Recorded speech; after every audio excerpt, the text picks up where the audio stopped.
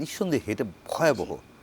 সচিবালয়ের মতন জায়গায় একটি স্পর্শকাতর ভবন, স্পর্শকাতর স্থাপনা, এবং সেখানে যেই ভবনটাতে লাগলো 7 নম্বর ভবন, সেখানে আমরা জানি যে 5টি মন্ত্রণালয়ের নথিপত্র পড়ে গেছে, এবং সেই ভবনে আমাদের দুজন ছাত্র প্রতিনিধি যারা আছেন, আসিফ আহমেদ সজীব ভুইয়া এবং নাহিদ ইসলাম, তারা দুজনই সেই ভবনেই বসেন এবং তাদের দুজনের অফিস পুড়ে গেছে।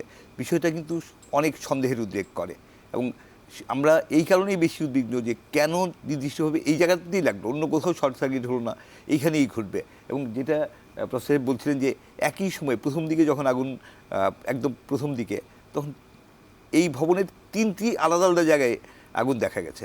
তো 3 জায়গায় কেন হবে? শর্ট সার্কিট হলে সাধারণত একটি জায়গা হয়, সেখান থেকে ধীরে ধীরে ছড়ায়, কিন্তু 3টি আলাদা জায়গায় হওয়া সেটা সন্দেহের উদ্রেক করে।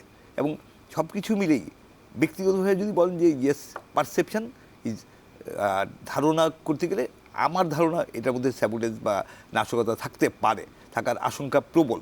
তো সচিবালয়ের কাজকর্ম কিন্তু বিঘ্নিত হচ্ছে, সেটা আসলে রাষ্ট্রের জন্য আসলে আরেকটা বিষয় করতে চাই যে এমন একটা সময় ঘটলো, সেই বিষয়টা আমাদের একটু খেয়াল রাখা উচিত যে প্রশাসনের ভেতরে একটা বড় অংশই হয়তো শেখ হাসিনার যে ফ্যাসিবাদী সরকার, তার সুবিধাভোগী প্রচুর লোক প্রশাসনে আছে, এবং প্রশাসনে এক ধরনের অস্থিরতা তৈরির চেষ্টা চলছে।